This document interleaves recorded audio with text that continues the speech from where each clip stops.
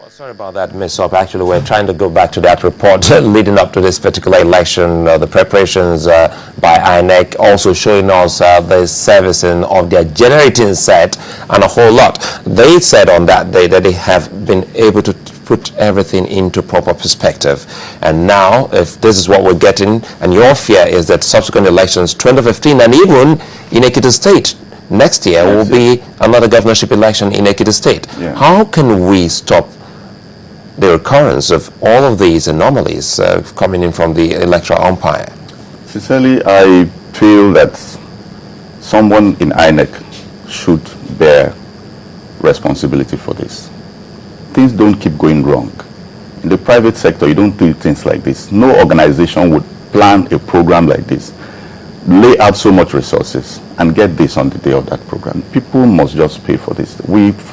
They take the country for a ride. That's another angle, resources spent or wasted. So much money wasted in Anambra State, so much money wasted on voter registers, so much money wasted on all kinds of things.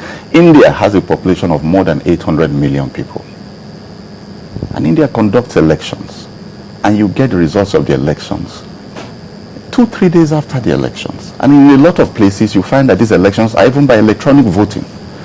We need to get to a point, especially for 2015, where when somebody loses, he knows he lost. He knows he lost. Do you think that, that might help, the introduction of electronic voting? Because we're seeing that INEC, they've been announcing a lot about pushing the frontiers. Last time it was, they said that they would only use the electronic register. Yes, things that were printed out from what the data capturing machines had. But now they're saying that they will introduce the DDC machines themselves at the polling units for accreditation at the very least. You will not vote electronically, but you will have to be accredited. Do you think that might help? Or do you think it would just be complicating it? It should help if the machines would work. But if you have a station where you have a machine that's the only process by which you can be accredited, and you come to the place and that machine's battery is dead, then you will find a line of people in the sun who can't get accredited, the time is going, and the election is just messed up. They don't do things right. It's just, look, we need to get people into office who will do things right. These things can work. It's working everywhere else. It's working everywhere else. And Nigeria is such a complicated country because of our very large diversity that we should not allow people to doubt the process. People should trust the process. When people trust the process, they let down their guards, knowing that when I vote, my vote would count. You understand? Not a situation where, how can a candidate come, his name is not on the list? And somebody brought out that list. Nobody checked it. It's wrong, really. And somebody needs to be penalized for this in Anambra State, yes. Well, what we saw earlier was the I think that's the visual we talked about leading up to that particular preparation for the elections. They had to display even these generating sets to the electorates that they're being serviced, and the materials and the vehicles were set. But sorry, Mark, we'll come to think of it, it looks like this is another tactics people have started to employ in elections. How come your name is there on the voter register and on election day it disappears? You see, politicians are there. I believe there is interference with the process, and it's that checking of interference that I'm talking about. I believe the process was interfered with, and for that interference to have happened, INEC staff colluded. Maybe the scale of this collusion is far more than INEC is letting out for now. Because the amount of failure that's happened, you can't just sweep it under the carpet. If a week to the election, you show us generators, so you know all the things you need to do and everything is working. On the day of election, there's a failure of process. That was even a week. That was 2 days. 2 days to the election, exactly. Yeah, on the election, everything fails. There is, I've been in elections and I've seen what people do. I've seen what people do. There was also the question, our earlier guests observed that even on that day, political parties too did not conduct themselves as they should have. There were the cases where they were saying openly giving money to voters, and it was saying that nothing was being done to checkmate. Do you think that security agents can come in more than they have come in, even though they have been commended for maintaining watertight security and also helping to curb violence that could have broken out as a result of this? Do you think that they ought to have done more?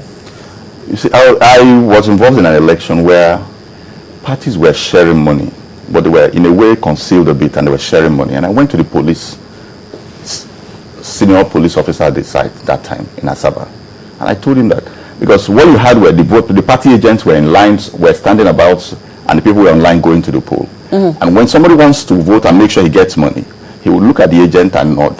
He will go to the place to vote. There's a way the agent is standing so they can see what is voted in the place.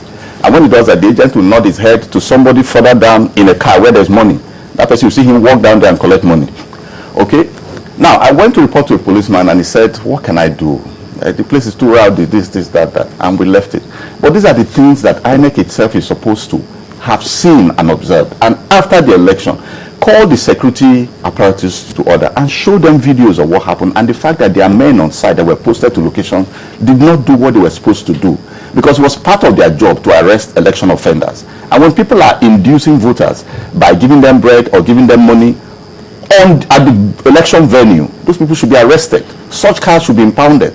But the security men are there, they see, they don't do anything. So you find that that's not the issue of questionable loyalty. And so that brings me to the point where I'm one of those that's very much doubtful of the usefulness of state police. Because you see all the state organizations, national organizations that are supposed to be national but have state arms, like state INECs. In every state where state INECs have organized election, the ruling party practically wins 100%. In Kwara this year, somebody who the state INEC said won the election publicly came out and said I did not win. I mean, do you understand what I'm saying? And so you can imagine when they don't have the police at a federal level like this would manage elections, and you still see these things happening. Imagine a situation where you have now the same security apparatus under the state government. There'll be no election. Well, anyway, I think we have Kayode Ido, the media head to the INEC chairman, online now from Abuja. Perhaps, good morning. Tell us what exactly not good times for INEC concerning the Anambra elections, and a whole lot of comments. Everything falls on the doorsteps of INEC. How come INEC didn't actually get this one right? Well, we need to know what the issues that are being raised against the election are, because many of these issues that are being raised against the election are not what they claim to be. I know perhaps you are alluding to the voter register. The truth of the matter is that the voter register that we have in Anambra had incredible integrity. Those who claim that they didn't find their name were either not from the register, or the manual register that we had, the addendum register we used in 2011, and we appealed to them on the continuous voter registration in August that they should come for their data to be updated so that they can be captured on the biometric database. But they refuse to do so. If they refuse to do so, of course, when they get to the polling unit, since we give you the manual register this time around, which is the addendum register, you don't find their name in the biometric database. These issues were and it is actually the case that some other people register twice. And when we apply this, what happens is that immediately the level of multiple registration is detected, all extra registrations are deleted, and only the first one retained. So if you registered in Lagos originally, and you transfer to another, or you went to another place, without transferring your data, you go and register. It will cancel out the later registration, and only the one you did initially will be left there. And that will not be where you showed up to vote on Saturday. And so these are the issues. The issues of logistics, I'm aware that yes, we had a big challenge in Delhi enough, but let's look at the percentage of default in the 20 other local governments. We are still collating the report, and we want to see what was the percentage of infraction in the other 20 local governments. Delhi was unique because of the issue that we had with our staff there, and we made it public. We didn't write anything about that. And so, if the assessment was based on Delhi law, well, unfortunately, we had told that the Delhi law was problematic, and we gave the reason why that was so, and we hold up to it. Well, Mr. Ido, perhaps maybe you just help us so that people can hear you clearly. If you can just reduce the volume, the audio volume of your television set to prevent the callback. But again, there's something people really don't understand concerning that election, the rerun, which held on a Sunday. Perhaps you should tell us more on that, because they say, well, it wasn't properly done, knowing full well that a lot of electorates would be in church. Okay. Yeah, the decision to hold the election on Sunday was a matter of a choice between the rock and a hard place. Elections were conducted on Saturday, and because we had that challenge in Identity North, we could not conclude the elections. The option that was left for us was to conclude the elections in the area. Now, some people suggested that we could have shifted it to Saturday, but just like you to imagine what will happen when you are holding down the result, unlike when it has been announced now to be conclusive. Just imagine you hold the result in suspense for 7 days in another. It will be conservation.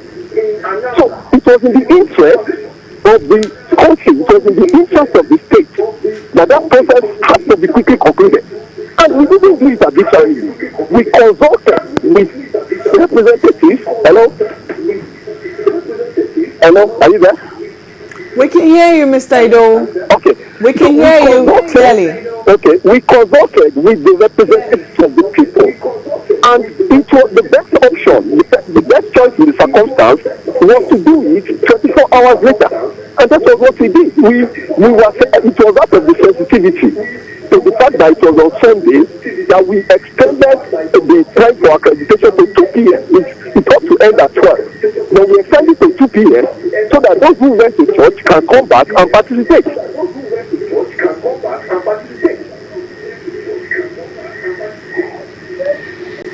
Well, the elections, perhaps you should let the people know. Has any date been chosen to have the final elections? Sorry, I didn't get the question, please. Well, the elections, the remaining elections in Anambra State, have you scheduled any date for it to be held? No. Because the commission will have to meet. That's a policy decision. The commission will have to meet formally and fix the date. And what's the fate of your staff who you say will jeopardize this process in that particular local government? We have handed over to the police. We expect that the police will prosecute the investigation.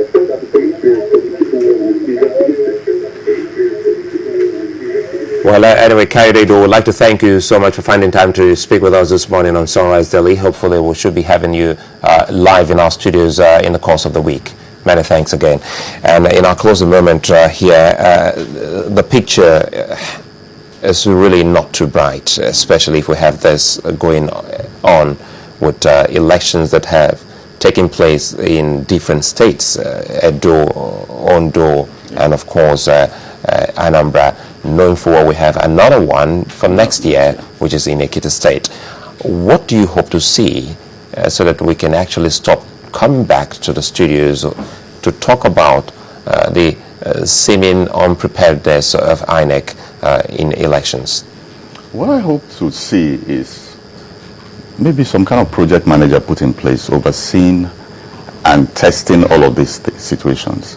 The logistics of a place, the vehicles, how they are going to work, the drivers, and check it. First of all, for me, what I want to see is let this election logistics system itself be probed.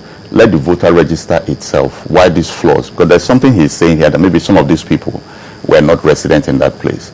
Yes, I heard of some candidates even moving large groups of people to Anambra to register with the hope that those people would improve their chances at the election. Perchance some of these people were things like that.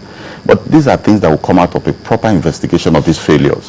We need to do so that when we go to a next election, everybody will know that somebody else is watching me, and if I do not do what I'm supposed to do, I'll be punished. If we don't do it for this election, the next one will still fail. Because I can tell you people have benefited from this chaos.